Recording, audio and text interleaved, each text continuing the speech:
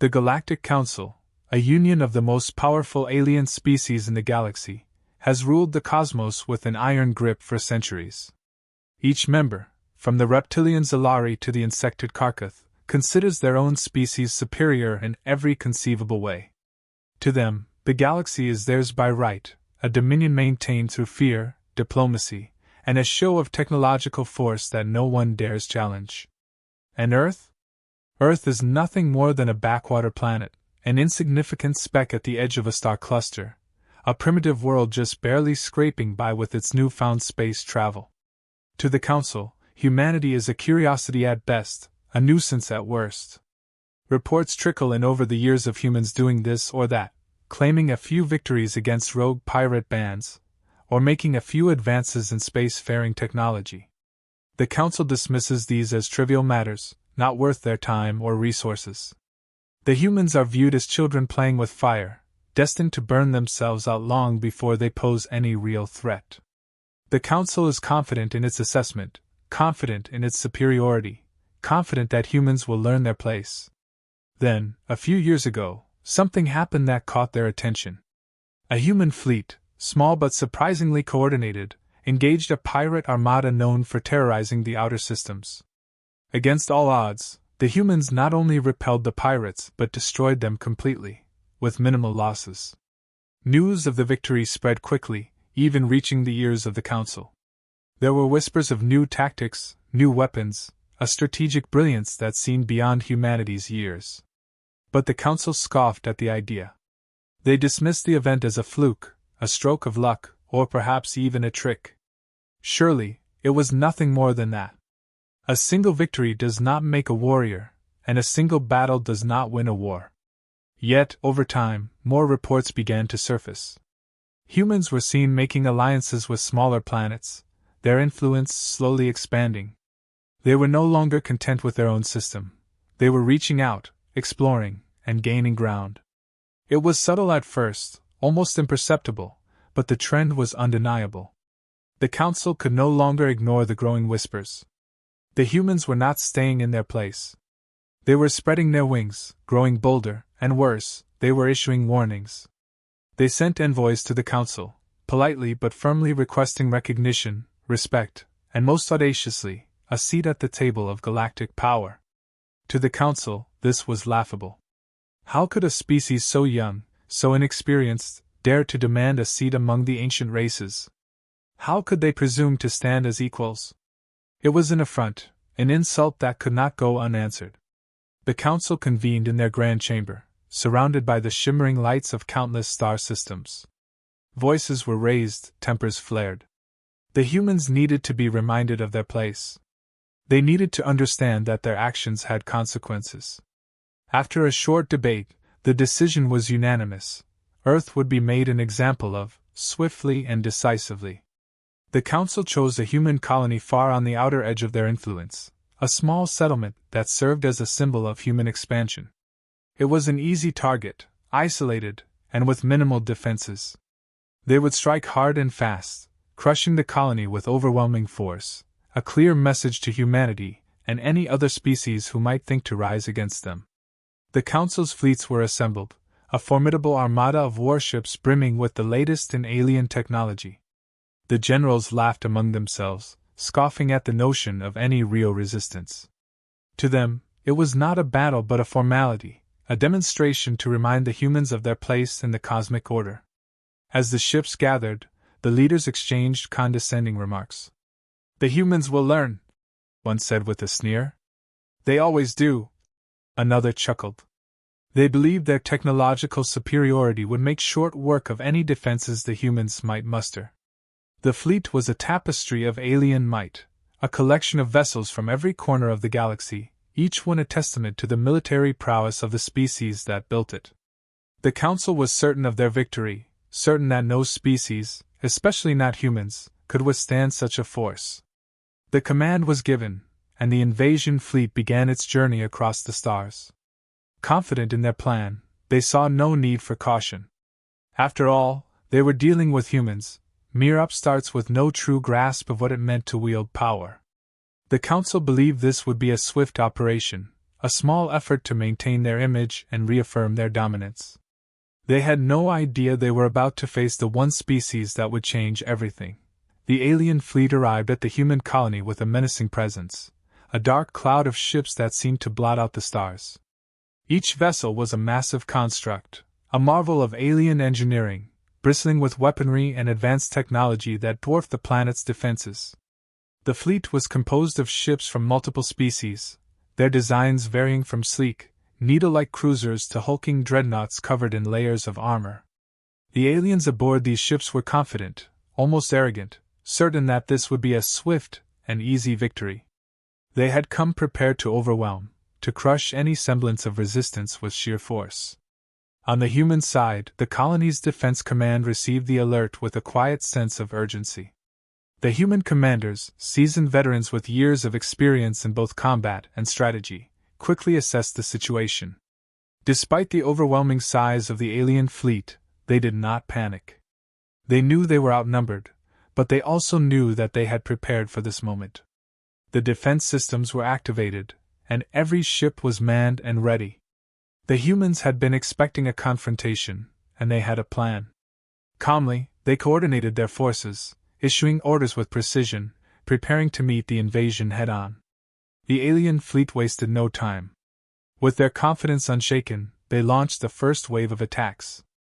A barrage of plasma bolts, laser beams, and kinetic projectiles rained down on the colony. Explosions rocked the surface, sending plumes of smoke and debris into the air. The human ships scrambled, moving swiftly to intercept the incoming fire. It seemed, at first, that they were on the defensive, their small fleet darting around like minnows amidst a sea of sharks.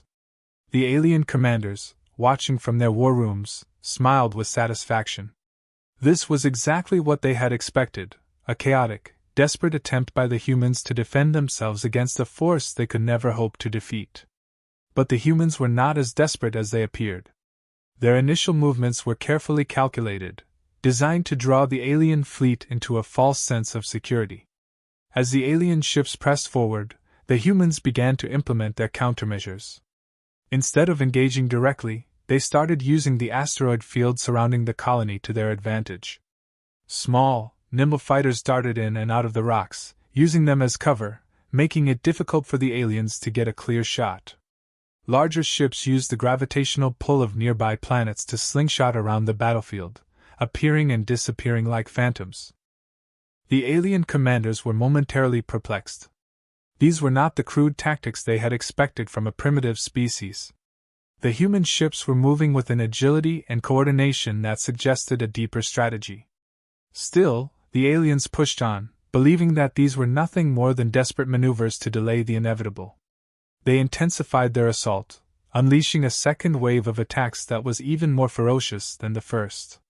Their ships advanced in formation, seeking to encircle the human fleet and cut off any route of escape. Yet, as they moved in, the humans revealed their next surprise. A series of stealth ships, previously undetected, suddenly emerged from the shadows of the asteroid field. Equipped with advanced cloaking technology, these vessels had been waiting for the right moment to strike. They launched a volley of missiles and torpedoes, targeting the command ships of the alien fleet. Several alien vessels were hit before they could react, explosions ripping through their hulls, sending debris spiraling into the void. The Council forces, momentarily stunned by this unexpected attack, scrambled to regroup. But the humans did not relent. They continued to employ unconventional tactics, diverting enemy fire with decoys, jamming communications, and using electronic warfare to disrupt the alien fleet's targeting systems. The aliens, who had expected a quick and easy victory, found themselves in a prolonged battle against an enemy that seemed to be everywhere at once.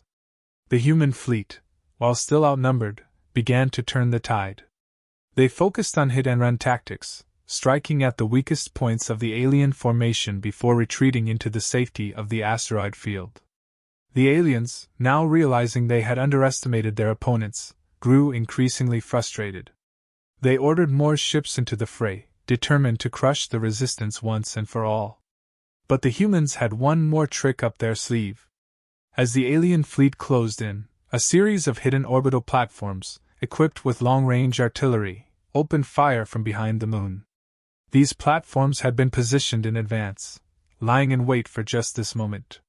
Their powerful rail guns and beam cannons tore through the alien ranks, causing significant damage. The Council's fleet, caught off guard once more, was forced to pull back and reassess. Tension grew among the alien commanders. They had been so sure of their victory, so confident in their superior numbers and technology. Yet here they were, facing a human defense that refused to break. They had not anticipated this level of resilience, this degree of cunning. They had come expecting an easy conquest, but instead, they found themselves in a battle they were not prepared for. As the fight dragged on, it became clear that this was no ordinary skirmish. The humans were not simply defending themselves. They were testing the waters, gauging the enemy's response, and learning their tactics. Every move they made seemed to be part of a larger plan, a strategy that was slowly unraveling the Council's confidence. The aliens pressed on, still believing they could win by sheer force, but doubts began to creep in. They wondered, for the first time, if they had truly misjudged the strength of their opponents. And so, the battle raged on, with neither side willing to yield. But as the hours passed, the Council began to realize that their initial assumptions had been dangerously wrong. The humans were not backing down, and their strategies were only becoming more sophisticated. The aliens had come expecting to crush a weak opponent, but instead, they had found themselves locked in a struggle against a force that was far more formidable than they had ever imagined. In the midst of the chaotic battle, the human fleet suddenly initiated a maneuver that no one saw coming. At first, there was nothing visible, no grand displays or dramatic announcements.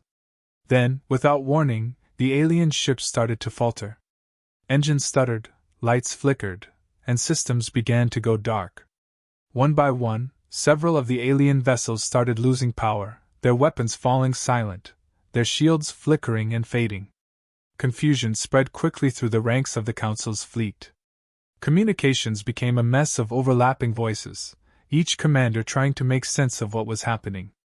The human commanders, however, seemed unfazed.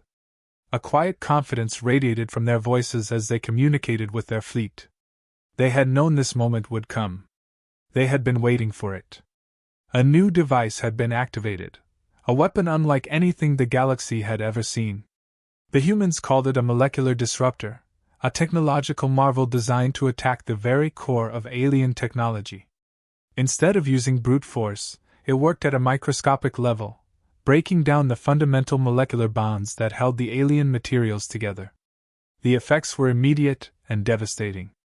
Alien ships that had once been formidable powerhouses began to crumble. Hulls started to crack and disintegrate, as if eaten away by an invisible acid. Vital systems malfunctioned, power grids short-circuited and engines sputtered to a halt. The Council's weapons, so feared and respected across the galaxy, simply ceased to function. Their lasers fizzled out midair, their missiles self-destructed before launch, and their shields collapsed without warning. It was as if the very lifeblood of their technology had been drained away. Panic began to spread. The alien commanders, trained to be unyielding and confident, were now frantically trying to assess the situation. Their initial arrogance had vanished, replaced by a creeping sense of dread. They had prepared for a standard battle, but this was something entirely different. Every countermeasure they attempted failed. They tried to reboot their systems, reroute power, and activate backups, but nothing worked. It was as if their technology had been infected with an incurable virus. Ships that had once been symbols of their might were now drifting aimlessly, powerless and vulnerable. The Council's leaders, situated in their command vessels, were stunned. They had never encountered anything like this. They had always believed their technology was unassailable, that no species could match their advancements. Yet here they were, facing an enemy whose weaponry defied all their expectations. Desperation began to set in. Orders were shouted, commands were issued to press harder, to attack more aggressively, to use sheer numbers to overwhelm the humans. But every attempt was met with the same fate. More ships fell silent, more systems went dark, and more weapons became useless hunks of metal. Amidst the chaos, the human commanders maintained their composure. They moved their ships with precision, exploiting the growing disarray in the alien fleet. They knew their weapon was working exactly as planned. Calmly, they communicated with their fleet, encouraging their forces to hold their positions and wait for the right moment to strike. They had the upper hand now, and they were not about to lose it. They knew the disruptor was more than just a weapon, it was a psychological tool as well, sowing confusion and fear among their enemies. The alien forces, unable to comprehend what was happening, were on the brink of collapse. Ships collided with each other in their attempts to retreat, commanders argued over conflicting orders, and morale plummeted.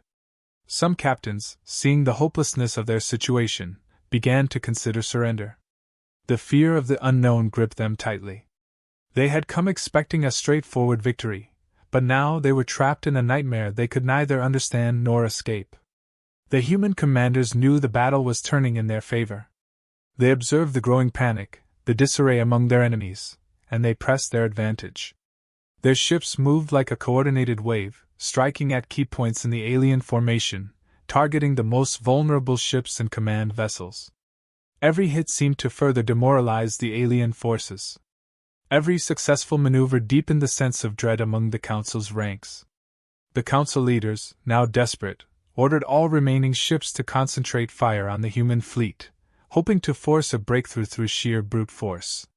But even as they tried to muster a coordinated attack, their ships continued to falter. More systems shut down, more engines failed, and more weapons became useless. The realization began to set in that they were fighting an enemy they did not understand, with weapons they could not counter.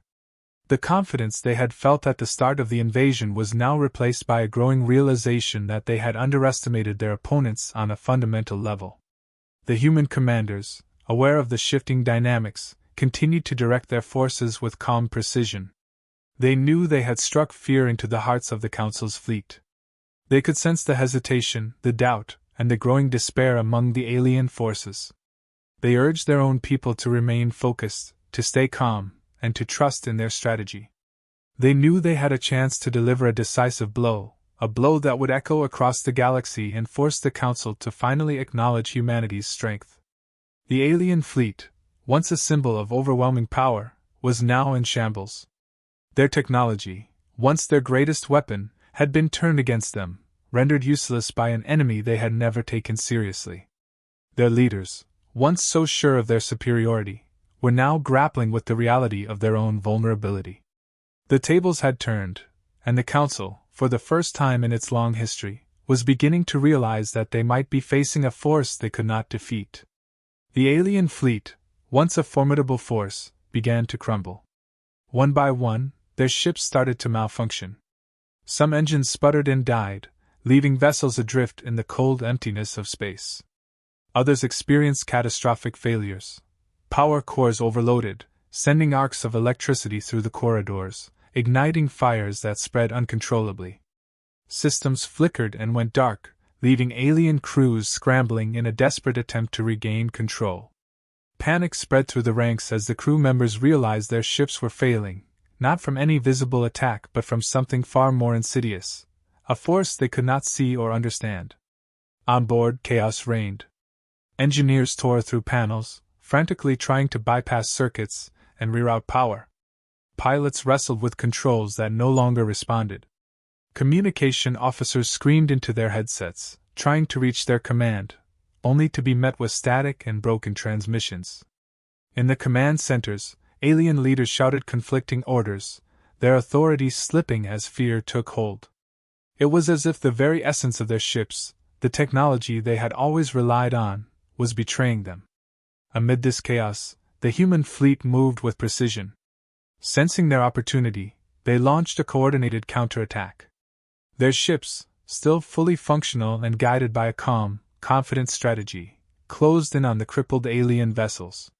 They targeted the command ships first, the vessels that coordinated the Council's fleet. With a few well-placed strikes, they disabled these key ships, severing the head of the Council's forces. Supply ships followed, their engines struck by human fire, leaving them dead in the water.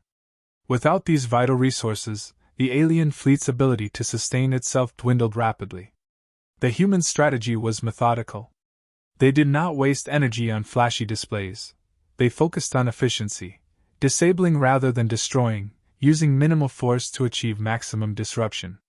They moved like a pack of wolves, picking off the weakest and most isolated ships, forcing the remaining alien vessels into a tighter and tighter space. The alien commanders, watching their fleet disintegrate around them, realized they were being herded, corralled like prey. Their pride was now replaced by a growing sense of desperation. Attempts to retreat were futile. As soon as the alien ships tried to break away, they found themselves surrounded. Human ships appeared on all sides, blocking every route of escape, cutting them off from reinforcements. The Council's fleet was trapped, their lines broken, their formation in tatters. The human commanders continued to push their advantage, their voices calm and measured over the communication channels, directing their forces with a confidence that left the alien commanders feeling cornered and helpless. Desperation set in.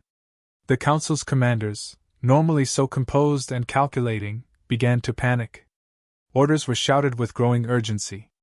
Some ships tried to push through the human lines, hoping to break free, but they were met with human fire that targeted their engines, their communications arrays, anything that could help them escape. Others attempted to call for reinforcements, but their messages were lost, scrambled by the human disruptor that continued to wreak havoc on their systems. Even their most secure channels were compromised. The realization that they were truly alone, cut off from the rest of the galaxy, began to sink in.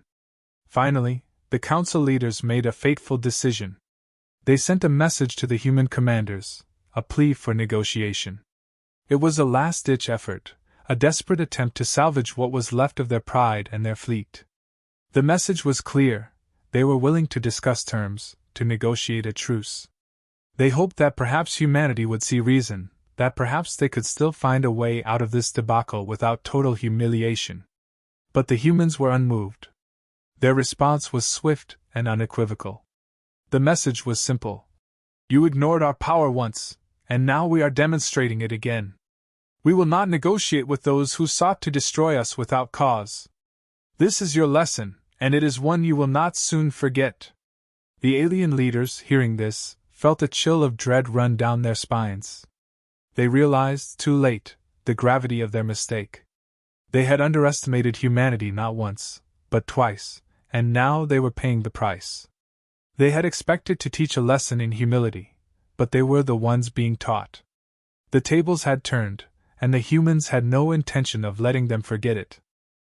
As the battle continued to shift further in humanity's favor, the Council fleet became a symbol of defeat. Ships continued to malfunction, their crews in disarray, as human forces maintained their relentless pressure. The alien commanders, once so sure of their superiority, now faced a reality they had never anticipated. They were outmatched, outmaneuvered, and outwitted by a species they had dismissed as insignificant. The humans pressed their advantage, pushing the remaining alien ships to the breaking point. The Council, realizing they had no choice but to accept their fate, prepared to withdraw with what little they had left. They knew that any further resistance would only lead to total annihilation. The humans had made their point clear, and now the Council had to face the consequences of their arrogance. With their fleet in tatters, the Council retreated, a shadow of their former strength. They knew their defeat would echo throughout the galaxy, a stark reminder that even the most powerful could fall if they dared to underestimate those they deemed lesser. And as they fled, they carried with them the weight of their failure, a lesson carved deep into their very being, never to be forgotten. The battle was over, but its impact would be felt for generations. The galaxy had witnessed a shift in power, a change in the status quo, and the Council knew they would never again make the mistake of ignoring Earth. Humanity had demonstrated its strength, its resilience, and its ingenuity. And in doing so, they had redefined their place in the cosmos, not as underdogs or newcomers, but as equals, if not, perhaps, even more. With the alien fleet in retreat and their systems still in disarray, the human commanders knew they had one more message to send, a final, unmistakable demonstration of their power.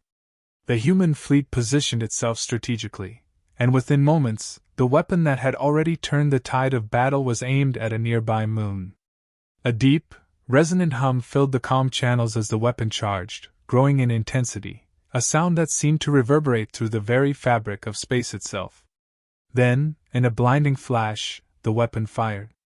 The moon, a lifeless rock floating in the cold vacuum, disintegrated in an instant.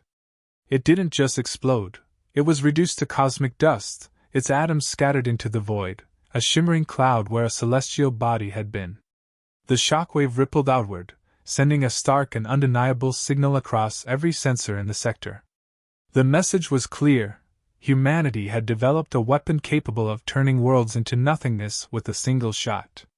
It was a warning and a promise. This is what we can do if you force our hand. The council members, still reeling from the unexpected defeat, felt the weight of this final act settle upon them. They had underestimated humanity once, thinking them to be nothing more than an upstart species. They had done so again, even after the first battle, confident that their overwhelming force would be enough to bring humanity to heel. But now, as they watched the moon's remnants drift into oblivion, they realized they were out of options. This was not just about military might, it was about survival. Humanity had shown it could fight back with devastating consequences. The Council had no choice but to concede. A message was sent from the Council's flagship to the human commanders, acknowledging defeat. Their tone was begrudging, their words carefully chosen, laden with the bitterness of pride swallowed too late. They offered terms, recognizing Earth as an equal force in the galaxy. They proposed negotiations, not from a place of authority, but of necessity. For the first time in their long history, the Council spoke with humility, aware that their status as the galaxy's most powerful coalition had been irrevocably challenged. In response, the human commander sent a transmission, not just to the Council but across all frequencies, knowing it would be intercepted and heard by every listening ear across the stars. "We sought peace and respect," the message began, the voice steady and unyielding. "But if challenged, we will always rise. Remember this day, not as a day of conquest, but as a day of revelation. We are here, and we will not be ignored or dismissed. We have proven our strength, and we will continue to defend our right to exist as equals in this galaxy." The transmission echoed through the void, a declaration not just of victory but of intent. The Council, listening, had no choice but to accept the new reality. They had gone from a position of unquestioned dominance to one where they now had to contend with a new player, one that had not only survived their assault but had emerged stronger from it. They knew this day would be remembered, a turning point in galactic history where the balance of power had shifted in a way that none could have foreseen. In the days that followed, the aftermath of the battle began to unfold. Across alien worlds, the news of humanity's unexpected strength spread like wildfire. Species that had long considered Earth an afterthought now viewed it with a mix of caution and curiosity. Some, wary of provoking further conflict, began to seek alliances, hoping to understand and perhaps even learn from this new force. Others, still skeptical, watched from a distance, unsure of what humanity's next move might be. For their part, the human leaders were not blinded by their success. They gathered to reflect on their victory, understanding the weight of the responsibility that now rested on their shoulders. They had proven their strength, yes, but they knew that strength alone would not be enough to secure their future. They spoke of the need for wisdom, for restraint, for a careful balance between demonstrating their capabilities and fostering peace. They vowed to use their newfound influence wisely, to avoid unnecessary conflict, and to seek cooperation whenever possible. But they also made it clear that they would not shy away from defending themselves or their interests. They had shown what they could do, and they would not hesitate to do it again if pushed. The galaxy had been put on notice. Earth was not a weakling to be bullied, but a force to be reckoned with. The humans understood that this was only the beginning. There would be challenges ahead, and not every species would accept their rise without resistance. But they were prepared for whatever came next. The Council, licking its wounds, withdrew to rebuild and reassess. They knew they could not afford another mistake, another underestimation of this new power. They had learned a harsh lesson, one that would resonate through their halls for years to come. They would not forget this day, nor the humans who had forced them to bend. They would watch, They would wait, and they would wonder what would come next in this new era of uncertainty.